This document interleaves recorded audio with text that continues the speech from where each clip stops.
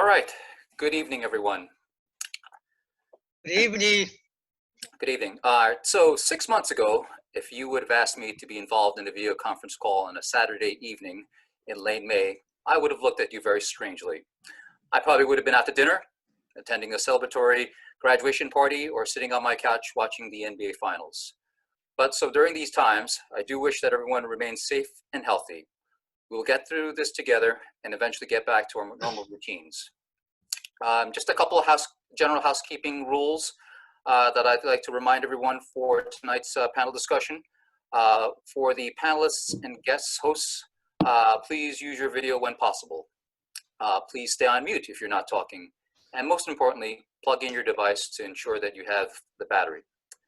So without further ado, it is now my privilege to welcome everyone to the first annual Asian Pacific American Heritage Month panel discussion, One World, You and Me, hosted by the Orange County Chinese Association Youth Group and Student Government. I'm Chen, the principal of the Orange County Chinese School.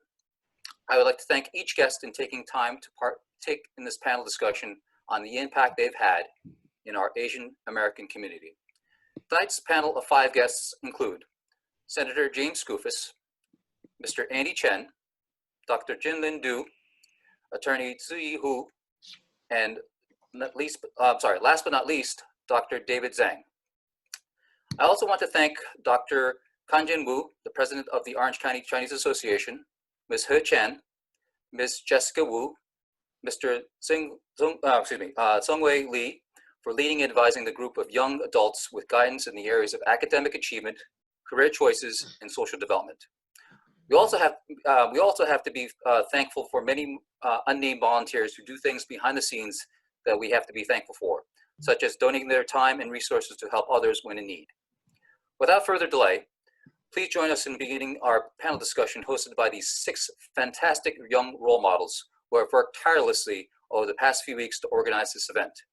Stephanie Peng, Emily Wang, Andy Wang, Angela Q, Jeffrey Shi, and last but not least, Sunny Shi. These young leaders have been on multiple Zoom calls, volunteering their time around regular schoolwork, house chores, and helping their family businesses. Stephanie and team, the Zoom panel discussion is yours to conduct. Please take it away. Thank you very much. So hello, my name is Stephanie Peng. I am a sophomore at Monroe Woodbury High School, and I'm also a part of the OCCA Youth. Hi, I'm Emily Wong. I'm also a student at Monroe Woodbury High School, and I'm part of OCC Youth as well. Hello, I'm Andy Wong, and I'm a member of the OCCA Youth and a board member of the Student Government. I'm also a student at Orange County Chinese School and Cornwall Central High School. Hi, my name is Sunny Shi. I'm also a member of OCCA Youth. I'm also a founder / vice president of Chinese Schools Student Government Association, and I'm a 10th grader at Middletown High School. 大家晚上好. My name is Jeffrey Shi, and I'm a member of the OCCA Youth, and I am a student at Tuxedo Park School.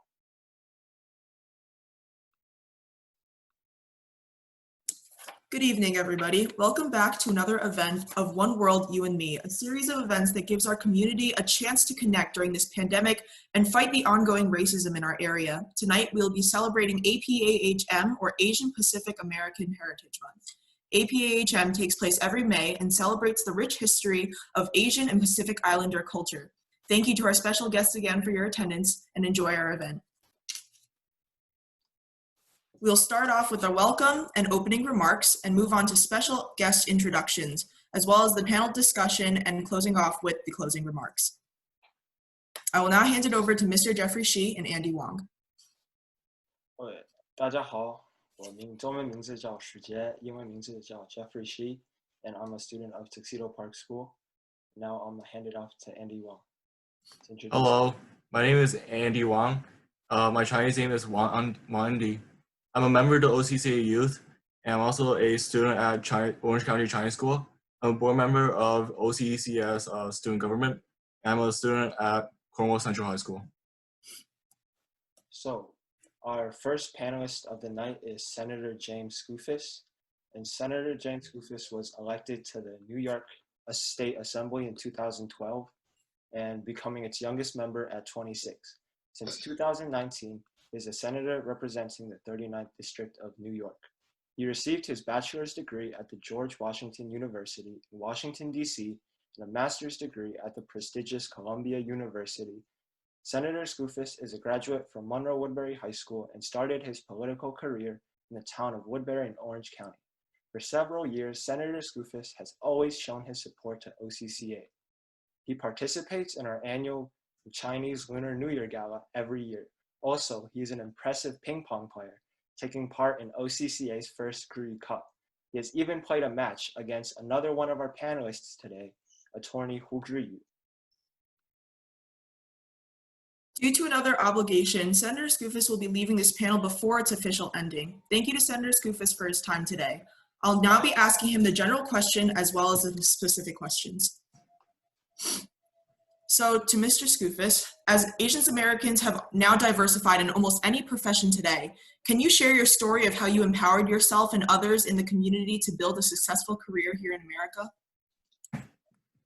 Thank you. And first, I want to express my gratitude to all of you, the OCCA student government and youth for inviting me and for organizing this. I think this is a wonderful event.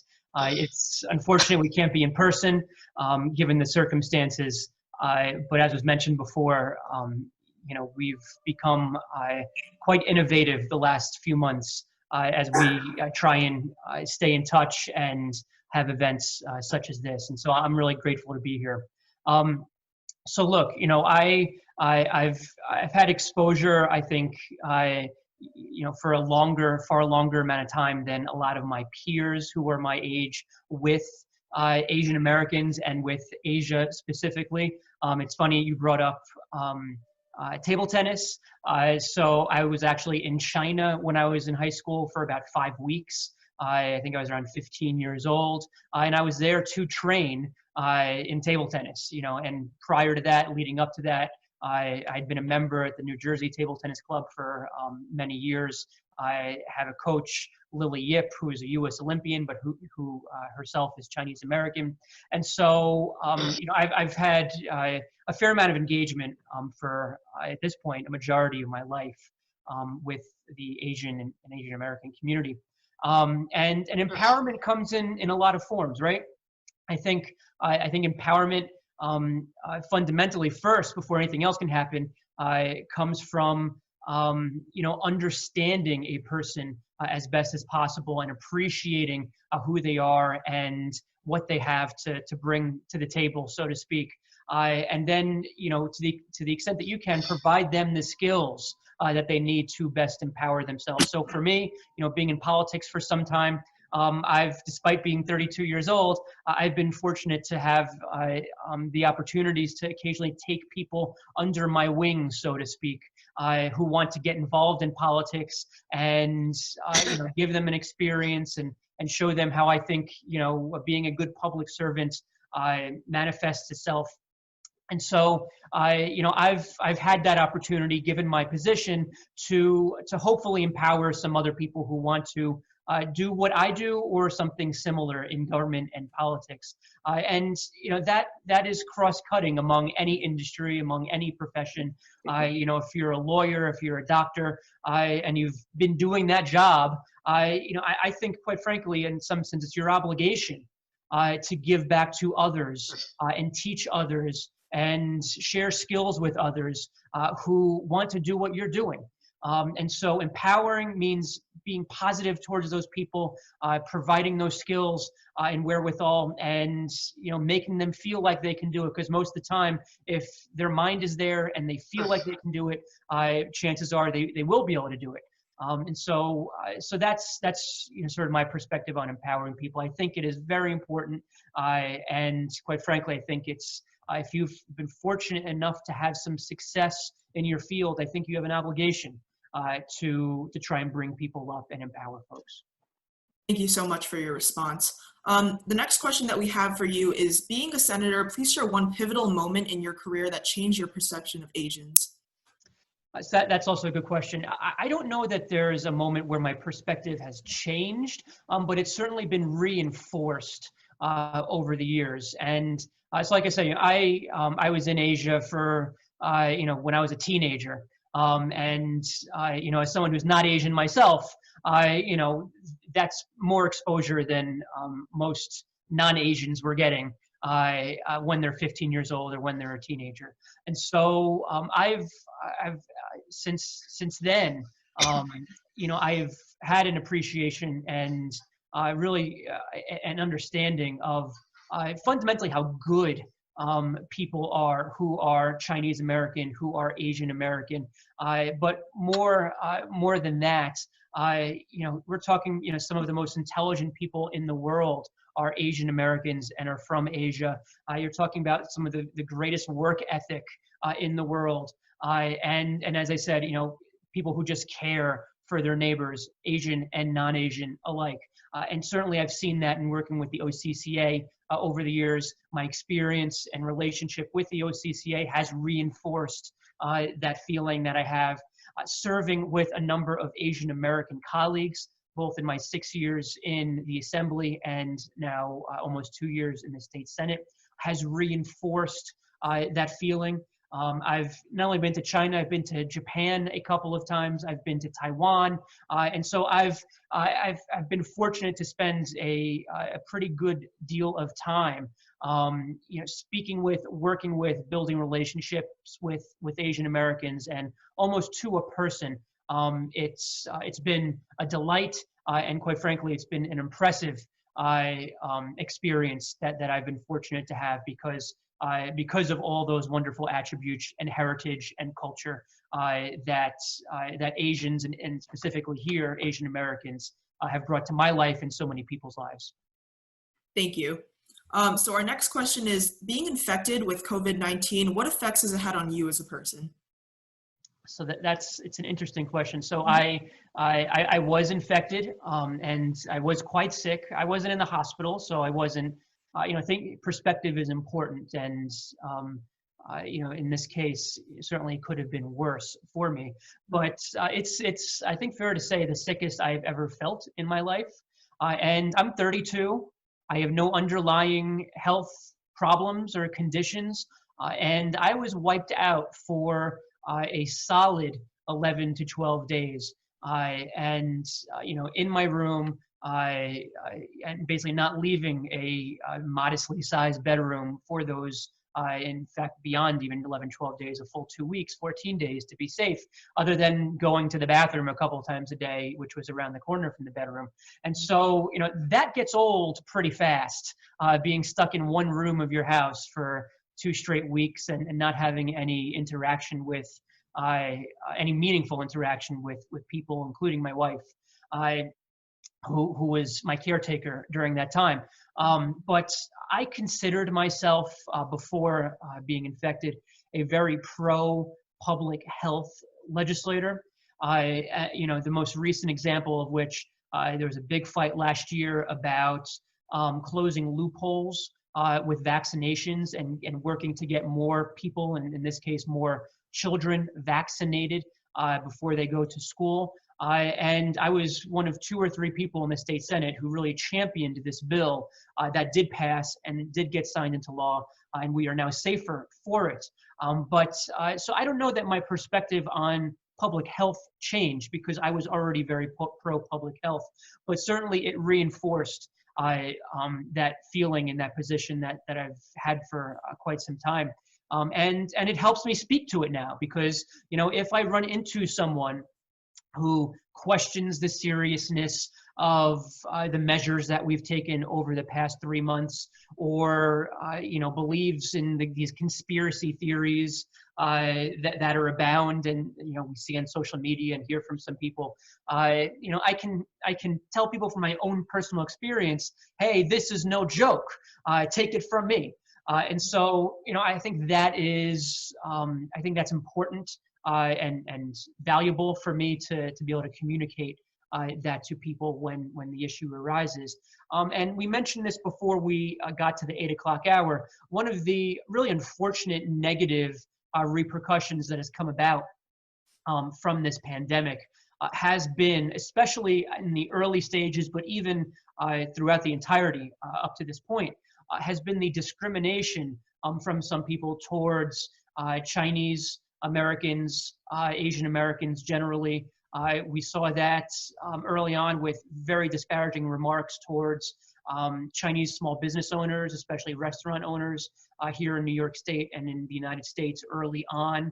And it really manifested itself in a very ugly way from some quarters of society. And, you know, I think that that just demonstrates that we still have a lot of work to do to squash that kind of discrimination. And we have to redouble our efforts to highlight, you know, that perception is just misinformation, because as we know now, we actually got the virus in this country, not from China or Asia, but from Europe, number one. So just factually, it is incorrect to be blaming anyone in Asia for the virus being here. But beyond that, it speaks to, again, you know, the work that we still have to do to highlight the culture, the heritage, the attributes, the skills that Asian Americans bring to this country, and quite frankly, we, the rest of us, benefit from as a result. And so there's going to be a lot of learning that comes about from this pandemic. You know, my personal experience is something that helps inform me as this moves along. But, you know, we saw good, bad, and ugly so far that has come about from the virus and our response to the virus in this state and in this country. And one of the next phases is learning everything that we can, so that we can turn this into a moment where we hopefully transform into a better, more inclusive and stronger society moving forward. And so I'm certainly committed to that, and I know that the OCCA is as well. Thank you so much for sharing these experiences and enforcing and backing the OCCA, as well as taking actions against this pandemic. That means a lot for not only us as a state, but us as a country. And it was also very interesting to learn about, you know, how you went to China for a while and you really got to actually interact with a different race at such a young age. And it was very nice to learn and understand your perceptions about the pandemic and how you grew up and experienced Asian culture as a whole. So thank you again so much for your response. It means a lot. Thank you. I will now turn it back to Jeffrey Shi and Andy Chen to introduce our next panelist. Thank you so much, Stephanie. So our second panelist is Dr. Jinlin, an allergist at Crystal Run Healthcare in Middletown, New York, and he was the prior president of OCCA. He is a graduate of Hubei Medical University, and after immigrating to the US, he completed his residency at Marshall University School of Medicine in Huntington, West Virginia. In addition to caring for patients, Dr. Du is an active member of our OCCA community. We can always hear him singing beautiful traditional Chinese songs at many OCCA events. Our third panelist of tonight is attorney Hu Zhiyu, a lawyer based in Edison, New Jersey, with over 25 years of experience. He graduated from Wuhan University and then went on to study law in Germany. After that, he immigrated to the US in 1989 and continued his education at Harvard and Vanderbilt. In addition, he has done a great deal of charity work in both American and Asian communities. In China, there is a school and road named after him, recognizing his contribution. Attorney Hu also loves the game of ping pong and has sponsored worldwide ping pong tournaments and teams, including OCCA. Now I'll hand it over to Andy to introduce the other panelists. So Mr. Andy Chen, our next panelist, is the owner of the restaurant called Fuji Japanese Steakhouse and Sushi. Before opening his restaurant, Mr. Chen was a former system and software engineer for many years. He graduated from Polytechnic University in Brooklyn, New York, receiving his Master of Science in Electrical Engineering. During these difficult times due to COVID-19, he has helped deliver personal protective equipment. During last Christmas, he helped fundraise for 3 orphan girls along with the student government through a shopping spree. He came from China and is one of the active members of our community. And last but not least, our final panelist is Dr. David Zhang, a pathologist as well as an associate professor in environmental medicine and public health. He received his Master of Public Health from Mount Sinai School of Medicine and his PhD in NYU School of Medicine. He has volunteered as a frontline worker during COVID-19. Now I am handing the panel over to Emily Wang. Thank you so much, Andy and Jeffrey. Now we'll proceed with the general question. I'll repeat the question for all our panelists. Asian Americans have not diversified in almost any profession today. Can you share your story of how you empowered yourself and others in the community to build a successful career here in America? Let's start with Dr. Du. Good evening, everyone. Once again, it's a great pleasure to meet all of our panelists and a great appreciation to our youth committee and for your hard work. This is really a tough question for the people. They just came from China. It's so-called first generation of Chinese Americans. My personal experience is that first we have to accept a country you're going to adapt to. This is a country, it's so-called immigration country. It's a country you also have the opportunity to explore as much as you can, as whatever you want to do. Why is that? Is because this country is being treated as equal. Everyone supposed to be, should be, and will be to be equal. So that being said, that really gave us a very rich environment to empower ourselves to do the things we really want to do. And that being said, I think my experience and the lesson from this is that we just have to put ourselves there and not to really always try to differentiate yourself from others. Try to merge in your culture and yourself and try your best. And that's how I feel as first generation and the generation to come and should always carry out. Great, thank you so much. Now we'll pass the general question on to Attorney Hu.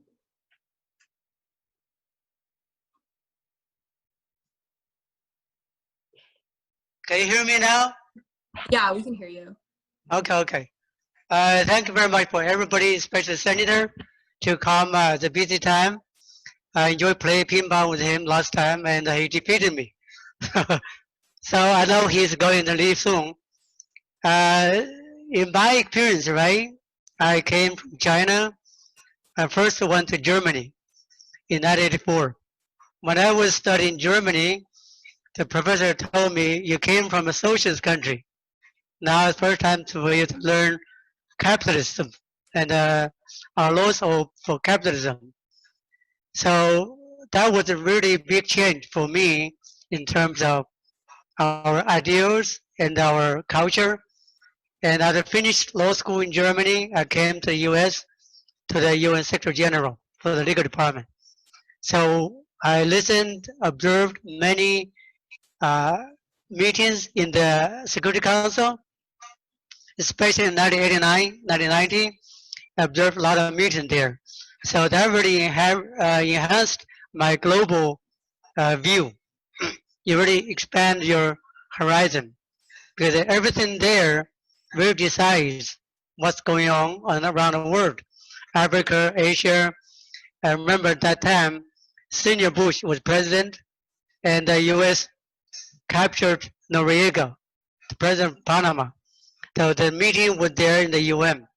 After the meeting, U.S. quote invaded Panama and captured Noriega. So Noriega came to the U.S., was arrested, and spent 40 years in the U.S. He died years ago. So that means really big cultural change for me from a more closed society in China and to a more open society in America. So from my experience, no matter what you do, you have to be armed with knowledge for yourself first. If you don't have knowledge, if you cannot succeed, you cannot help other people. So I'm glad I have strived and be successful, become a lawyer here.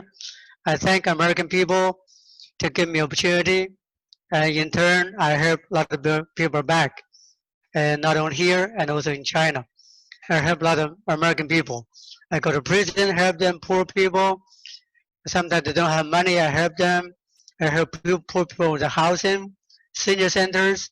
So we have to do by example, but show American people we care for them so they can care the value of our existence because we are here minority. Only when you do better, they will value better. So I'm very glad Senator Skoufis and interacting with the Asian, especially Chinese, help us. And I also campaign, ran for public office. So I really raise the image of Asian, especially Chinese. So I'm very glad for the young group like you, organize people together and raise awareness to help each other and raise our image of Asian Chinese in American society. So thank you very much. Amazing story. Thank you so much. And now we'll pass it on to Andy Chen. Okay. Thank you so much for everyone to support, have this meeting here. I came from China. I graduated from high school, come to China. I graduated from a bachelor's science degree and master's science degree here in the United States.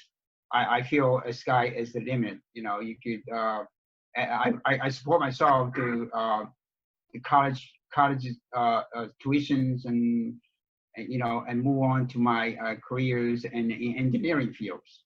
So I feel, you know, just working hard and move forward and study hard, you know, sky's the limit. I mean, there's opportunity out there for everyone, you know, to be young, to move forward in the careers that you want it to be. So this country is just great. Thank you so much, Mr. Andy Chen. Now for our last general question panelist, Dr. David Zhang. Hi, everyone. Thanks for inviting me to participate in this very meaningful, timely event. We know that we have been faced several challenges, especially as a minority in the US. And although they don't consider us a minority because we Chinese people are just so successful, we are considered as a majority, but which is in fact is minority. But whatever definition it is, we're come to this country and looking for the dream, which is everyone come to this continental, it's for. I was born and grew up in China, in Tibet, and which is part of the west of the China. And my hometown is Jinlin, which is about 30 kilometers away from Dalai Lama's hometown. And I was finished high school, then went to the countryside being a barefoot doctor. Many of our young kids grew up in this country probably don't know the history of the what's so-called barefoot doctor. And after that one, I was able to have a opportunity to go into the medical school in Changchun. And after medical school, and I come to this country and started my new career. And to be a person come to this country, only be able to speak English and only be able to communicate, it is a really, really hard time for us to be able to survive and to continue growth.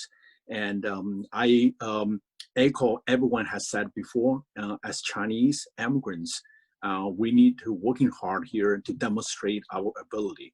The nice part with this country is that we have equal opportunity. Although, you know, we're not completely equal, but at least compared with mainland China, we're much more opportunity here.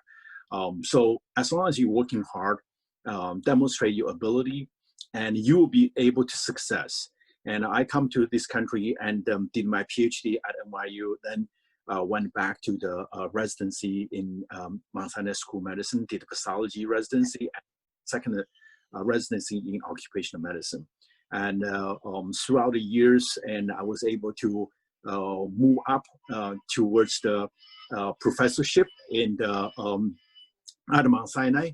And 3 years ago, I left Mount Sinai and continue my private practice. and join the community and build up together with my colleague one of the largest Chinese physician group in New York City. My words to everyone is that as long as you're working hard, and you will be successful and working towards your goal and never give up. And so I think as a young generation in this country with heritage, you definitely would be leading this nation to the next step, especially represent the Chinese culture in this country. Thank you. Thank you so much for the inspiring story, Dr. Zhang. Now we'll continue on with the individual questions. And since we left off with Dr. Zhang, we'll continue. Dr. Zhang, can you share some experiences involving the COVID-19 pandemic? Well, this is some kind of a disease we have never seen before. Although I have been dealing with the infectious disease, being a microbiologist quite many years, I was the director for clinical microbiology at Mount Sinai, and we handle a lot of virus, influenza virus, coronavirus, and any other type of bacteria. But this is a new kind of disease, and which impose a great challenge to the physician and to the community, as well as to the politic makers in this country. A lot of challenges. Luckily, as Chinese heritage, and also I have many friends and colleagues in China, we'll be able to learn quite a lot of experience what happened in China, and bring this knowledge back to the U.S. And we were able to, as a Chinese physician organization, we have organized a number of exchange. One of the exchanges through the Zoom, and bring the physicians in China and also physicians in the U.S. first line physicians in the U.S. and communicating and bring the knowledge back here to treat our patients here. And it's also very important to recognize that the Chinese community actually did very well in this pandemic in New York. Although New York is it's a center of a pandemic, and we have suffered so much, lost so many lives. And I still have colleagues and in hospital with intubation. And but as a community, we're doing very well, and we're the lowest infection rate in entire nation, and we have to proud of us. The reason is that because we have social media, we have communication with our friends, families in China. So we learned early on, so we take the preventive measures, and therefore reduce the spread of the disease. And it is very important to recognize, and although this disease started from Wuhan in China, but we should not be labeled as a Chinese virus, as what someone has stated, and which is totally wrong and discriminative. Disease started from China, but disease don't recognize who's Chinese or Caucasian or Jewish or any other ethnics. In fact, in the New York, the highest infected rate, it's not Chinese. It's in the Jewish community, and in one of our community, my colleague, they recognize actually, but 70% of their patients infected with the virus, and in Chinese community, much less than 10%. You know, so they don't recognize, but it should not be labeled as Chinese. So in this pandemic situation, everyone should work together, learn from each other, and fight the disease and conquer this disease. So this is what we did in the second half of the disease, and we worked together from government to local doctors and to the community. So we eventually win this war. Thank you. Our second and final question for you is, what are some struggles you have been encountering as a doctor in a workplace immersed in coronavirus? Well, as doctor, working in the hospital, we're face a number of issues and with different phases. And really we lack for PPE, and subsequently we have so many patients in the hospital. We don't have enough resources and experience to handle this disease. And now we face different situation. Now towards the end of the disease, and because the infection rate is dropped down and the death rate is dropped down, but we still face a lot of challenge in the community. And I'm working in the several Chinese community, and also we work together with SOMOS, and which is one of the largest physician organizations in New York City. And we taking care of 20,000 people, 200,000 people in New York, and these people are living in the low-income areas. There are community people who, number one, don't speak English well. Number two, don't have any social support as we had in other ethnic group. Number three, they're working, in the low-income area field. So once the city shut down, the lack of food, the lack of the ability to access to the medical care. So as a doctor in the community, we're working very hard. We bring food to the local community, and we also open several screening sites, and which is work together jointly with the state. The first site we opened in Brooklyn, and every day we test about 80 to each shift is about 80, so we have 2 shifts. So about 200 to 300, sometimes to 800 people, we screen them. And now we kind of open up more. One of the sites was in 3 sites in the Chinese community, one in Brooklyn, one in Manhattan, and one in Flushing. And we provide a free service. Last Saturday, I was working for 6 hours. We see about 48 patients, and we draw blood, do nasal swab, and provided the free evaluation for the patients. So in this way, we can provide the needed medical care to our community. So this is the challenge we face with the different stage of the disease. Thank you.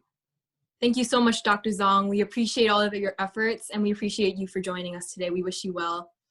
Now we will go on to Andy Chen for the individual questions. Hi, Andy Chen. Can you share your experiences with your recent charity work? Yeah. This OCC here is just wonderful. In the early days, back in January and February, and pandemic in China, OCCA, collect donation monies and purchase the PPEs. I personally spend some time to deliver those PPE to JFK Airport with Dr. Wu Kanjian.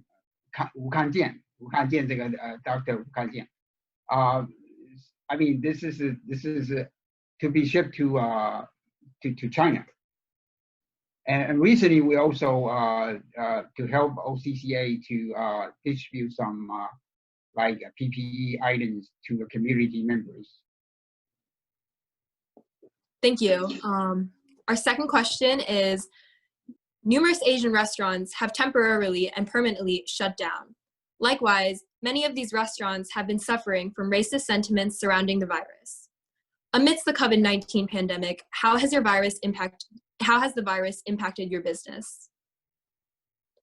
I mean, Fuji, just like all other restaurants, they close, sometimes permanently close, and racism is not the major impact to the restaurant business. I mean, we just opening for curbside to go. Many regular customers, and they come back, and they're willing to come back. I mean, our employees really want to work, and to provide the community, those foods, I don't think the racism is a major impact to the restaurant business.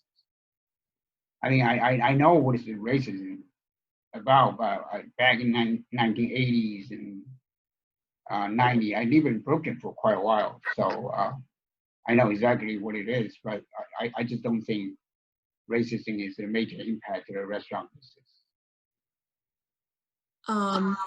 It's great to hear that your business is doing well. Thank you so much for joining today. Next up, we have Attorney Hu. You have been known for your benevolent charity work. How have these charitable contributions improved your local community? And what does this mean to you? Can you hear me? Yeah, I can hear you. Okay, so thank you very much. I mean, as an Asian, once we get here, we can watch a good education. I benefit from the good education here. Of course, I want to learn. Once I get a good education, I get my license. I have acquired the tools to help people. We have to have the tools, not only the knowledge, to help people, either with Chinese or other groups, or the mainstream, the white, the poor, the rich. We have all different kind of people to help. As long as you can help them, they recognize you. For example, I help a lot of seniors, poor people here, no matter they're white or black. I even went to court.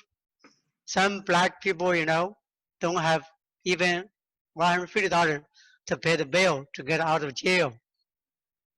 Sometimes, not only I don't charge the money, I even pay it for the bills, like a few $100s. Sometimes judge say you cannot do that. If you do that, you encourage them to go to prison more often because you help them to get them out. But for me, I really want to pay back because I came here, law school helped me. When I didn't have money, they gave me scholarship. I remember the last semester I was at Vanderbilt Law School, I was short of $1,800 for my tuition. And the school dean, I talked to him and said, I really needed my help. Nobody can give me the money to finish the last part of tuition. The dean helped to find $1,800 for me to finish law school. So I was so appreciative to finish law school for me. And I came out. Luckily, I become successful. I help people. In 2012, I ran for Edison Council. First time ever Chinese ran for the position. I helped so many people. That year, Edison Township, the mayor signed proclamation to award me with Citizen of the Year of the Edison Township. First ever Chinese. So I was so proud of myself because I did not only for Chinese community, but for the American community. So my experience is I have to become successful, armed with knowledge and skills, and willingness to help people. You have to be able and willing to help. Once you help people, they recognize, Chinese really not only focus on themselves, because many Chinese just focus on themselves. They get a good job, education for children, buy good houses, and get good cars, but they don't come out a lot to help other people. They don't go out to run for election. So we all, but during today's meeting, I think all the young people, your examples.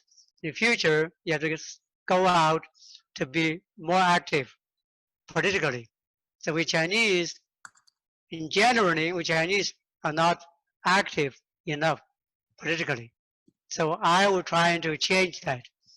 So I hope your young people, your kids, will do that. Not only have a good job, not only make your parents are proud because they're successful in career, but also you have to be proud of yourself to be active in community. So when you see things that are not right, you should speak out. So sometimes we are prejudicial.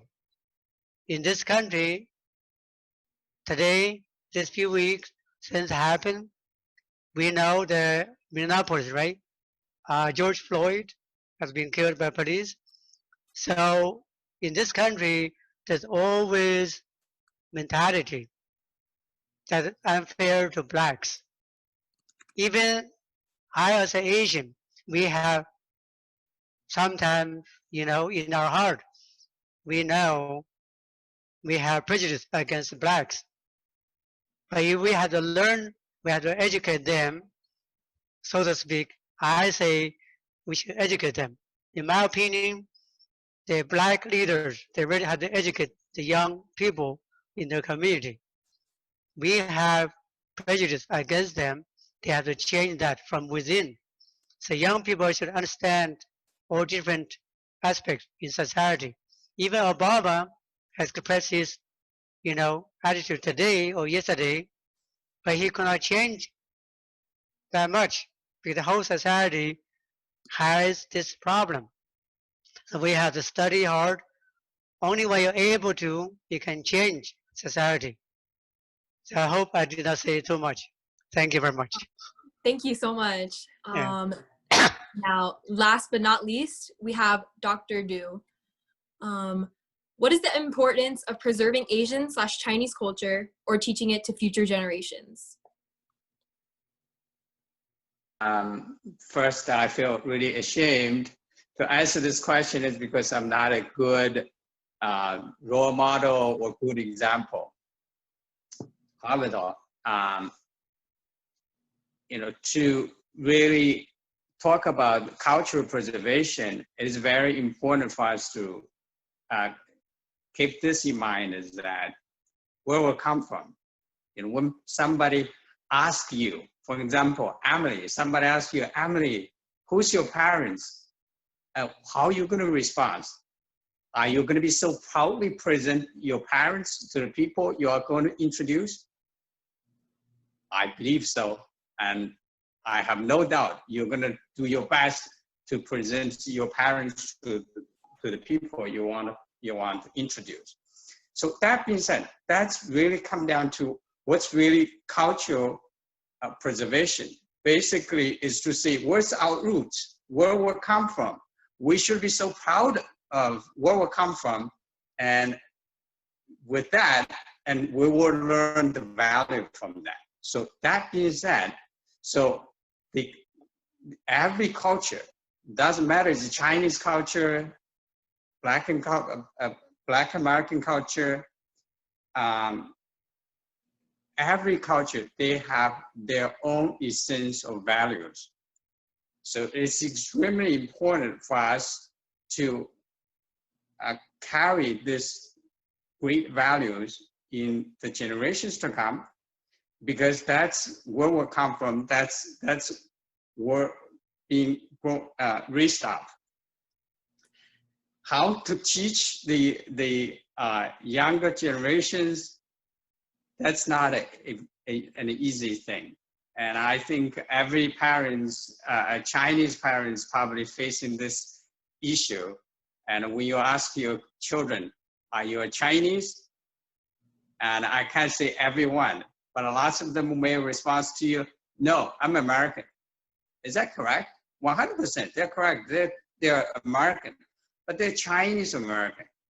It is very important for us to remember is that as parents, as the older generations, when we introduce our culture or ask people to preserve our culture, the most important thing we have to concentrate on is how we can keep our culture alive. It's forcing them or influence them. My opinion on this is that we really need to influence them in ways and make them to be more acceptable to the generations to come, rather than blindly forcing them. One example is that when we're at home, we try not to speak English all the time.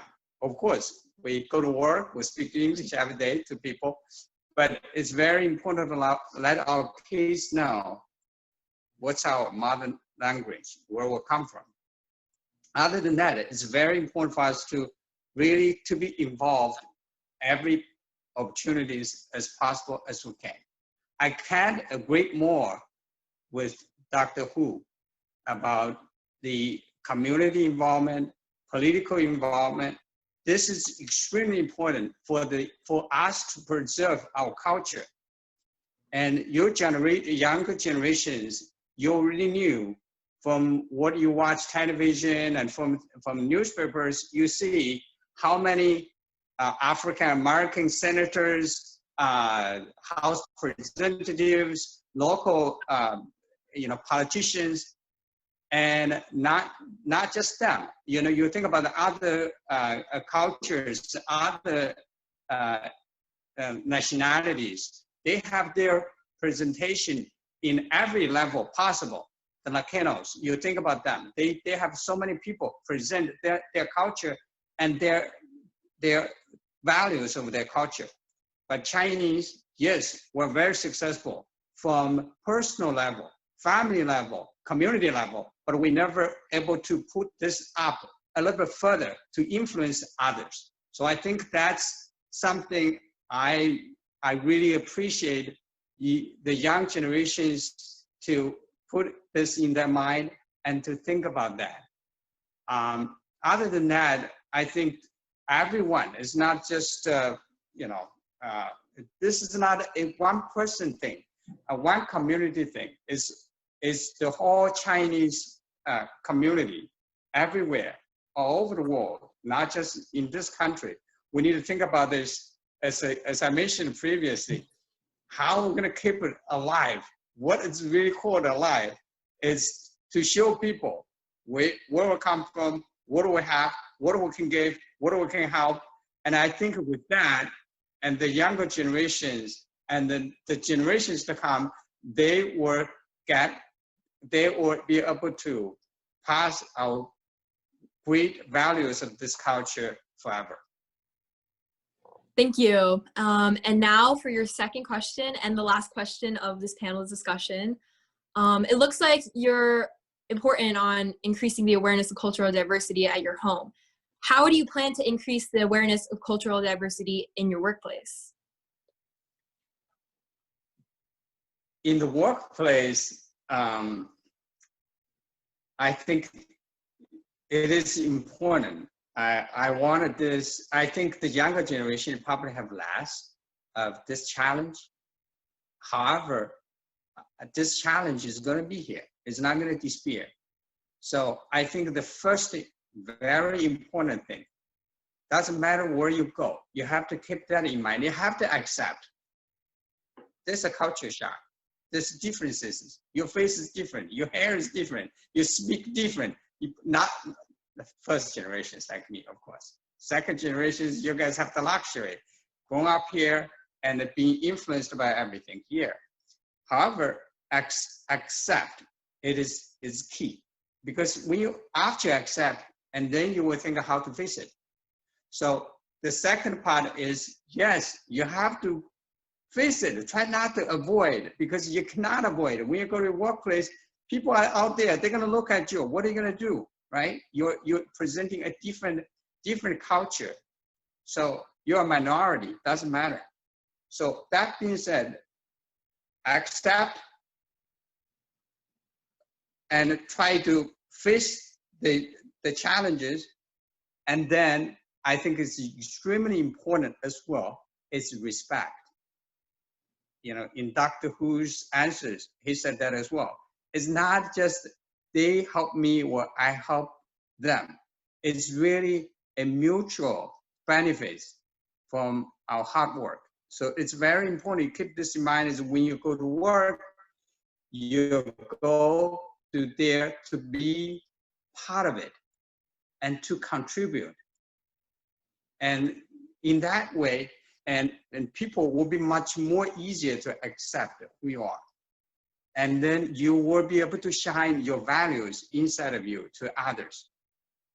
And other than that, I think is the other very important component to this is you always have to remind yourself, you belong. You belong to this part of the culture. It doesn't matter. You have your small culture, as a Chinese culture, but as big, as huge, as large, you're in American culture.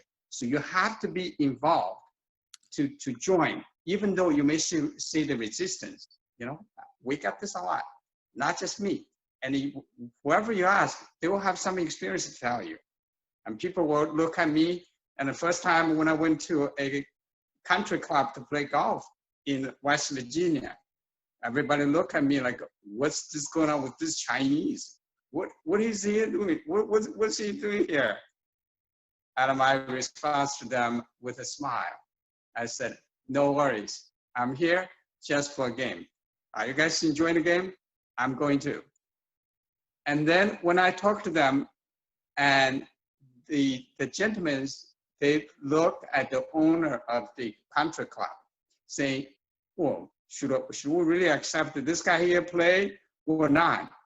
And after I talked to them, and they got so excited, they come over and talk to me, chat with me, how you learn, play golf and all of that.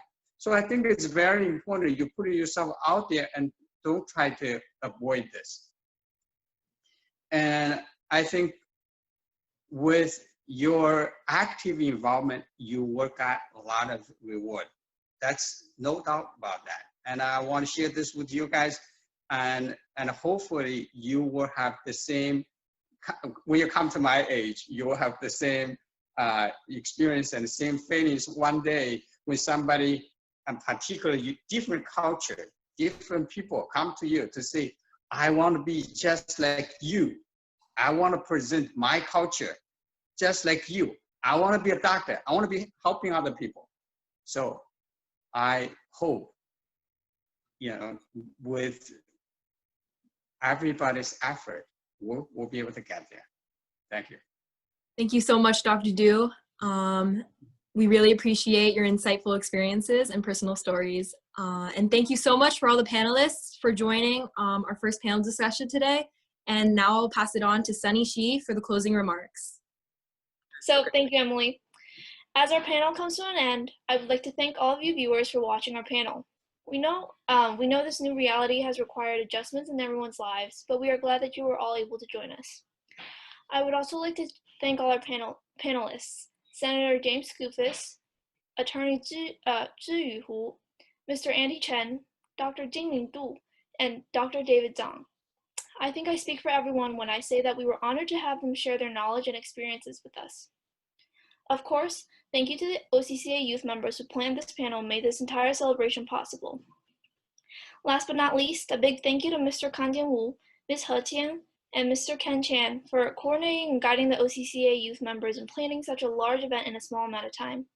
We hope you are all doing well and will continue to do so. Stay safe. Thank you, everybody. Thank you. Thank you. Thank you. Thank you, young guys. Bye. Thank you. That's a very good job. Thank you very much. Very good job. Thank Okay, you. thank you guys. Thank you. 谢谢吴会长啊。谢谢大伙参加。OK。好，谢谢。Thank you, 谢谢 everybody. 那个胡律师，还有戴文章 ，Andy， 我们的老会长金林都。Okay, well, we will appreciate our OCC youth members. They do everything by their own. I don't believe it with the. I also want to say, I want to thank you personally for putting this together with the youth. Your tireless work every single day for the Orange County Chinese Association. It goes unnoticed a lot of times, but I want to say thank you for your contributions. Listen, I put a tie on and a shirt, and I cleaned up my hair just for you for today. So thank you. Thank you very much, Ms. He Chen. Thank you for your work, also with the students and everyone. So thank you everyone for allowing me to participate in tonight's panel. I'm actually looking forward to next year's our second annual panel. So hopefully we have it done next year in May. It's amazing. It's amazing. They do within their more than 2 weeks. They do from scratch to everything, get it straight down. Yep. Amazing. Yes. Selection questions. I also want to say, look at the time. It's perfect. 9 o'clock. 1 hour. 1 hour. Yeah. Great job, everyone. Okay. Great job, everyone. Great job. Okay. Thank you very much. Okay. Thank you. Okay. Good night. Thank you. Bye bye. Okay, good night. Enjoy your weekend. Bye bye.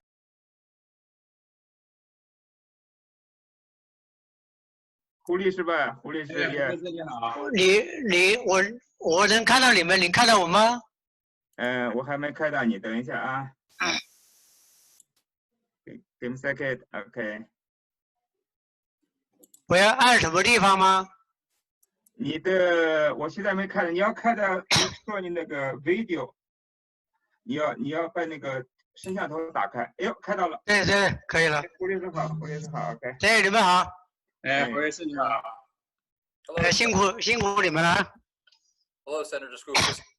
Good evening. Yeah, Senator Skoufis here. Hello. How are you? Hi, everybody. Nice to see you all. Likewise Yeah. here. So, how are you? Thank you for jumping on early, everyone. All the panel hosts. We've been the students here, the youth members have been on this call with Dr. Wu and Ms. He Chen. 下午报告了一会儿再上。Yeah. So does the Senator Skoufis come in? I'm here. Okay, so we can start it now. So turn to Jessica Wu to speak in housekeeping items. Okay, great. Hi, everybody. My name is Jessica. I graduated from Cornwall last year, and I was a member of OCC Youth back then. And I'm so happy to be on the advising team, even in a small capacity, for this event. The high schoolers have truly done an amazing job with this. So just to outline some housekeeping items while we're waiting for everyone to sign on, please plug in your device to make sure you don't run out of power. To improve performance, please shut down all the other applications on your phone, on your desktop other than Zoom. For best viewing of both the slides and the speakers, it is recommended to use side-by-side view in WebEx. You will be muted upon entry, except for the panelists, of course, and all lines will remain muted during the broadcast, and please make sure your camera is on. So next slide, please. So we call the pre-meetings. One thing we do 2 items. First of all, I want to thank our panelist guest and our planning team, our advisor, for their engagement, for the hard work, for your valuable time, get together with us to celebrate those we call the first ever OCC Asia Pacific American Heritage Month. So let me introduce each other. My name is Kang Jianwu, President of Orange County Chinese Association. Senator Skoufis. Hello. Hi. Can you introduce yourself? Yeah. Panelist. Sure. So I'm happy to be here. I'm James Skoufis, New York State Senator, representing most of Orange County, and I have had a wonderful relationship with the OCCA, and I'm delighted to be here. Attorney Hu. Hi, everybody. Thank you very much for the hard work, especially young people there from the high school. We appreciate, and we thank Senator too. So Andy Chen. I'm so happy that we have a chance meeting here. I'm so happy. I want to say thank you to everybody. My former president and Dr. Jinlin. Hello, everyone. It's really a great pleasure to meet all the panelists, and I appreciate it so very much for the youth committee and able to work so hard and put this together. Thank you. Our last, not least, our guest is Dr. Zhang. David Zhang will be a little late. He has some business to attend. Sure. Let's move next slide, please. Next slide, please. So these are wonderful planning team. Stephanie, go ahead. Okay. Hello, everyone. My name is Stephanie Pang. I am a sophomore, a 10th grader at Monroe Woodbury High School here in Monroe. Hi, I'm Emily Wong. I'm also a student of Monroe Woodbury High School, and I'm a junior. Hello, I'm Andy Wang. I'm a member of the OCCA Youth and a board member of student government. I'm also a student at Orange County Chinese School and Cornwall Central High School. Hi, my name is Sunny, and I'm the vice president of the Chinese School Student Government Association. I'm a 10th grader at Middletown High School. Jeffrey Shi. I'm Jeffrey Shi. I'm in 8th grade at Tuxedo Park School and a member of the OCCA Youth. Angela. She's not here today. It's okay. It's just Angela have to work in today. Angela is our student government president. Is also the founder for this our student government. So we also need to thank to our advancement board, Jessica Wu. She already to kick off this event. Then Jia Shi, the hand of OCCA Youth, cannot make it.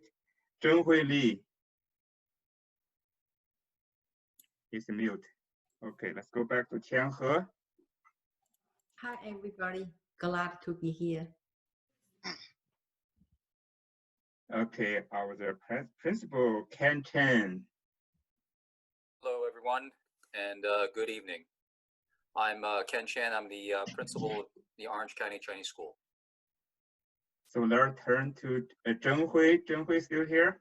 Hi, this is Zheng Hui, and very nice to meet everyone tonight. Thank you. Zheng Hui, can you turn on your camera? So we have the 3 minutes early. Anyone have a question to ask our panel guest, our special Senator Skoufis? Anyone have a question? Yeah, I have a quick question for Senator Skoufis. Right. So, like, would you please give us like any suggestions or comments to efficiently promote our cultural heritage and diversity in the future? Sorry, can you say that a little bit louder? Would you please give any suggestions or comments to efficiently promote our cultural heritage and diversity in the future? Yeah, that's a great question, and look, I don't think there's one answer, but I think the most important piece, though, certainly this is we're nearing the end of Heritage Month, but this ought to be in terms of promoting Asian heritage, and specifically in our case here on the Zoom, Chinese and Chinese American heritage and culture. I think that needs to be a 12-month effort around the clock, so to speak, and not just in May. But certainly, you know, this month is a time to highlight all of the wonderful virtues this month during Heritage Month. But really, I think the OCCA does an excellent job of lots of programming, lots of outreach. Certainly, you have your school, but there's also a tremendous amount that's done in the broader community. And to the extent that that can grow and amplify, I think that's the most important thing. And you know, being out there in the media, you know, certainly, and this might come up during the panel discussion, but the whole COVID, the pandemic that is still ongoing, I think has brought to light a number of really unfortunate feelings and perceptions that some Americans have. Quite frankly, you know, not to beat around the bush, discriminatory feelings, and you know, we need to think and act and do whatever we can to try and overcome that. Certainly, there's some people you're never going to convince who are just genuinely, you know, have these negative feelings. But I think the more the OCCA and similar groups and supportive individuals like myself in public office or not can be out there singing the basically endless virtues of your heritage and your work ethic and your skills and you name it, that is brought here in New York, in America, in Orange County. I think, you know, that's really part of the core mission. And the pandemic, I think, has brought to light the fact that we need to redouble our efforts on that. Thank you so much. So I think there are one thing before the meeting starts. Let me ask Jenny. Sunny should go quick over your agenda and ensure all our panelists get clearly how we run the program. Next slide, please. Next slide, please. Yeah. Okay, so before we begin, I would like to just go over today's agenda. First, Ken Chen will welcome us with a few words. Next, we will hear opening remarks from Stephanie Pang. We will then hear the panelist introductions by Jeffrey Shi and Andy Wong. After the panelists, we will hear panelist discussions headed by Emily Wong. And finally, I will give a few closing remarks to end off our show. Thank you, and I hope you all enjoy the show. That's wonderful. Okay, so probably let's wait a little bit. We're going to start in a sharp 8 o'clock. So if you don't mind, can we turn on the camera to take the pictures so far? You can turn on the camera, yeah.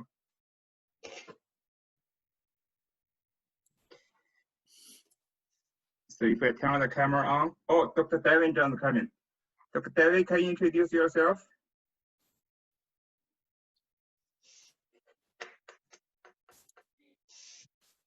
Dr. David Zhang, can you introduce yourself? Hi, hi. This is David Zhang, and I'm a practicing physician in New York City for many years.